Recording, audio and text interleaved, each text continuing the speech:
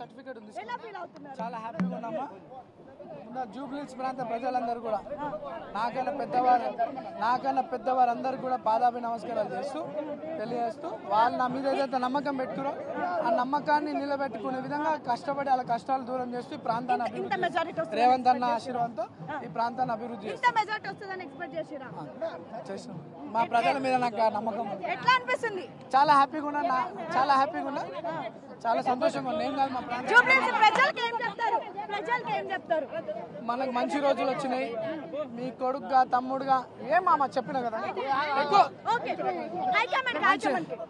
High command కి సోనియా గాంధీ గారికి, రాహుల్ గాంధీ గారికి, ఖార్గే గారికి, ఎస్సీ వేణుగోపాల్ గారికి మనసారా ధన్యవాదాలు తెలియజేస్తూ మరి నా మీద నమ్మకంతో రేవంత్ అన్న నాకు ఈ అవకాశం కల్పించడం, రేవంత్ అన్న గౌరవం నిలబెట్టే విధంగా రేవంత్ అన్న మర్యాద గౌరవం నిలబెట్టి ఈ ప్రాంత ప్రజల సమస్యలు పరిష్కరిస్తూ అన్న గౌరవం నిలబెట్టి అన్నను బలపరుస్తాం.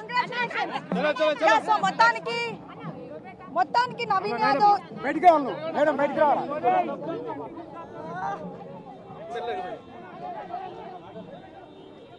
నవీన్ యాదవ్ ఎక్స్క్లూజివ్ గా బిగ్టీతో మాట్లాడారు.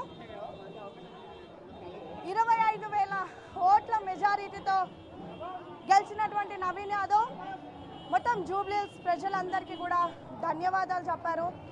సేమ్ టైం తనకి అవకాశం ఇచ్చినటువంటి ప్రియాంక గాంధీ, రాహుల్ గాంధీతో పాటు ముఖ్యమంత్రి రేవంత్ రెడ్డి, మంత్రులందరికీ కూడా ధన్యవాదాలు చెప్పారు. జూబ్లీహిల్స్ ప్రజలకు మంచి రోజులు వచ్చాయంటూ కూడా ప్రస్తుతం నవీన్ యాదవ్ చెప్తున్నారు.